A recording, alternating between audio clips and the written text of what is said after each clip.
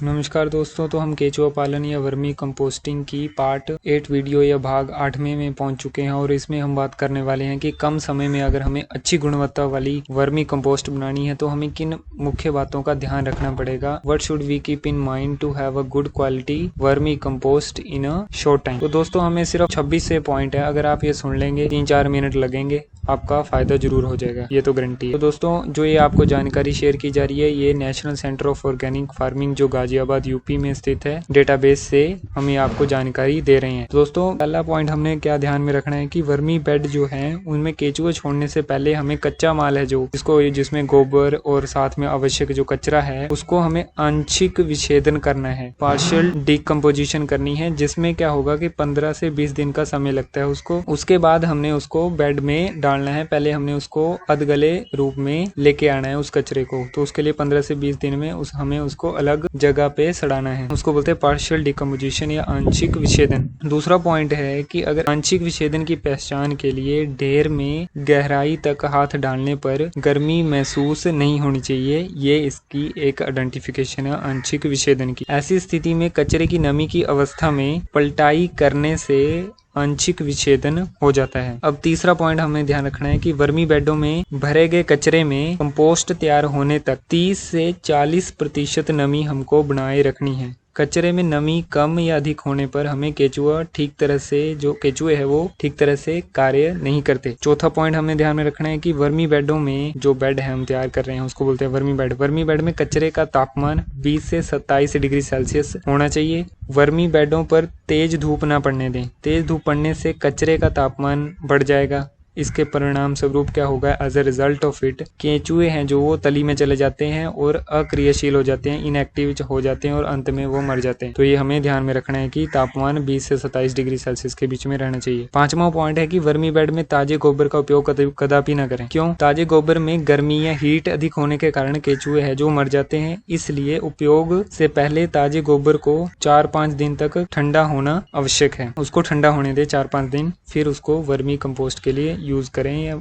Vermi composting के लिए use करें। अब केचुआ खाद तैयार करने हेतु हमें जो कार्बनिक कचरे में गोबर की मात्रा कम से कम 20% अवश्य रखनी है। ठीक है, ये 6वां पॉइंट हो गया। 7वां पॉइंट हमारा है कि कांग्रेस घास जो होती है, अगर आपने देखी हो कांग्रेस घास, उसको सफेद फूल लगते हैं, तो जो कांग्रेस घास को फूल आने से पहले हमने गाय के गोबर में मिलाकर कार्बनिक पदार्थ के रूप में आंशिक विच्छेदन कर पार्शियल डिकम्पोजिशन करके अगर हम उसको प्रयोग करते हैं तो एक अच्छी केचुआ खाद हमें प्राप्त होती है, गुड क्वालिटी वर्मी कंपोस्ट हमें प्राप्त होती है। 8वां पॉइंट हमें ध्यान रखना है कि कचरे का जो पीएच मान है या उदासीन वो 7 के आसपास होना चाहिए। इससे केचुए प्रॉपर तेजी से कार्य करते हैं, इसलिए वर्मी कंपोस्ट के दौरान हमें कचरे का पीएच उदासीन, जिसको हिंदी में बोलते हैं, 7 के आसपास बनाए रखें। इसलिए कचरा भरते समय उसमें हमें क्या करना है कि राख डालनी है, राख अवश्य मिलानी है, जिससे कि जो कचरा है वो ज्यादा एसिडिक ना हो। राख मिलाने से वो 7 के आसपास आ जाएगा। अगर 7 से कम है तो इसका मतलब वो एसिडिक हो रहा है। अब केचुए खाद बनाने के दौरान किसी भी तरह के हमें कीटनाशकों का उपयोग नहीं करना है, ये हमारी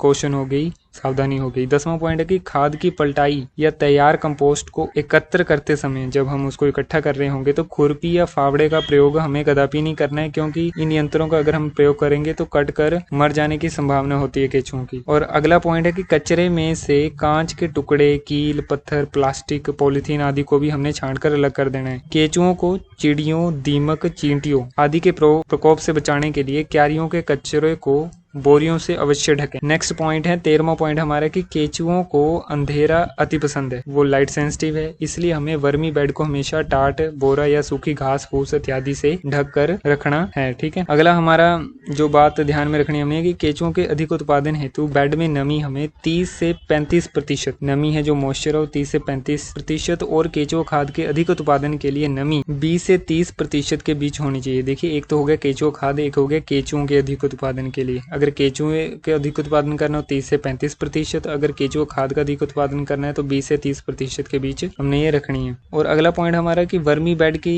बेड में नमी की मात्रा है जो वो 35% से अधिक भी नहीं होनी चाहिए। क्यों? क्योंकि उससे वायु संचार है जो एरेशन है वो कम हो जाएगी, जिसके कारण केचुए बेड की ऊपरी सतह पर आ जाएंगे। अगला पॉइंट हमारा है कि अच्छी वायु संचार के लिए, अच्छे गुड एरेशन के लिए वर्मी बेड के प्रत्येक सप्ताह, हर एक वीक में कम से कम हमें एक बार पंजा चलाना चाहिए, जिससे क्या होगा कि केचुओं को वर्मी कंपोस्ट बनाने हेतु एक ऑप्टिमम वातावरण, उनको ऑप्टिमम एनवायरनमेंट मिल जाएगा। ठीक है। अगले हमने बात क्या ध्यान में रखनी है कि केचुओं के अधिक उत्पादन हेतु बेड पर केचुआ छोड़ने के समय अगर हम 500 मिली ml मट्ठा, जिसको लस्सी बोलते हैं, या फिर 500 मिली शीरे का हम प्रयोग कर सकते हैं 5 से 10 लीटर पानी में घोलकर प्रति बेड हमने छिड़काव करे। अगर हम करेंगे तो केचुओं का प्रजनन या रिप्रोडक्शन और उनकी कंपोस्टिंग की जो स्पीड है वो तेज हो जाएगी। ठीक है। 18वां पॉइंट हमारा है कि बोकाशी, जिसको जो होता है मिश्रण गेहूं की भूसी का, चने का छिलका या पाउडर, या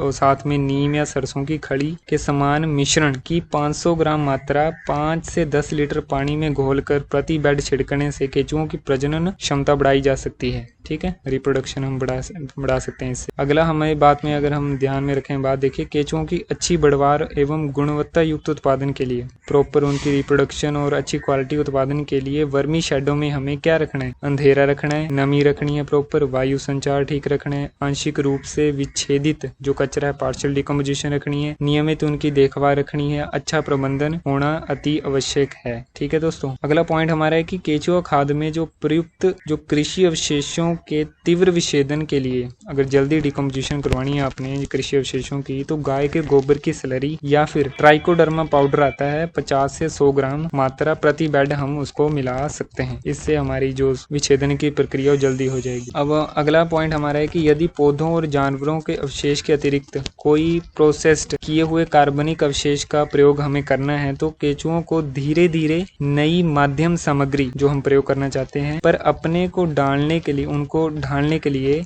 नई सामग्री पर ढालने के लिए एवं स्वीकार करने के लिए गाय के गोबर के साथ भिन्न भिन्न अनुपातों में, अलग अलग कंपोजिशन में हमें उनको मिलाकर देना है। बाकी अगला अगर पॉइंट है कि सब्जी आदि के अवशेषों में यदि कीट आदि के प्रकोप होने, कीट है, अगर सब्जी आदि के अवशेषों में कीट है या फिर उसके अंडे लार्वा होने का अगर आपको अंदेशा है तो आप नीम आधारित कीटनाशक का 100 मिली घोल 100 ml 5 से 10 किलो व्यर्थ पदार्थ की दर से, 5 से 10 किलो कोई व्यर्थ पदार्थ लीजिए, उसमें 100 मिली घोल डालिए नीम का और उसको पदार्थ की दर से डिकम्पोजिशन से पूर्व छिड़काव हम उसको कर सकते हैं। ठीक है।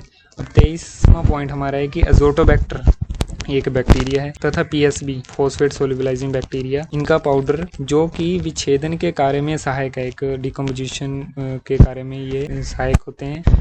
50 से 100 ग्राम मात्रा प्रति बेड शुरुआत में ही छिड़क कर मिलाने से खाद जल्दी तैयार हो जाती है, जल्दी पक जाती है, परिपक्व होती है। 24वां पॉइंट हमारा है कि अच्छे प्रजनन हेतु बेड का जो तापक्रम है वो 25 से 32 डिग्री सेल्सियस के बीच होना चाहिए, 25 से 32, इससे ज्यादा नहीं। और नेक्स्ट पॉइंट है कि वर्मी कंपोस्ट बनाने के लिए हमेशा हमें ऊंचे स्थान का चुनाव करना है, ऊंचे स्थान का आपने ध्यान रखना है। लास्ट पॉइंट हमारा है कि केचुओं को लाल चींटियों से बचाने के लिए हम चारकोल पाउडर का छिड़काव कर सकते हैं। तो दोस्तों ये पॉइंट है, मुझे लगता है कि आपको ये काफी जानकारी एक नई मिली होगी कि हम किस तरह से एक अच्छा उत्पादन कर सकते हैं केचुओं का, अच्छी क्वालिटी का उत्पादन कर सकते हैं वर्मी खाद का, वो भी कम समय में। तो दोस्तों अगर आपका किसी भी तरह का सवाल है तो आप पूछिए, जरूर कमेंट कर दीजिए। तो इस वीडियो में इतना ही, नमस्कार।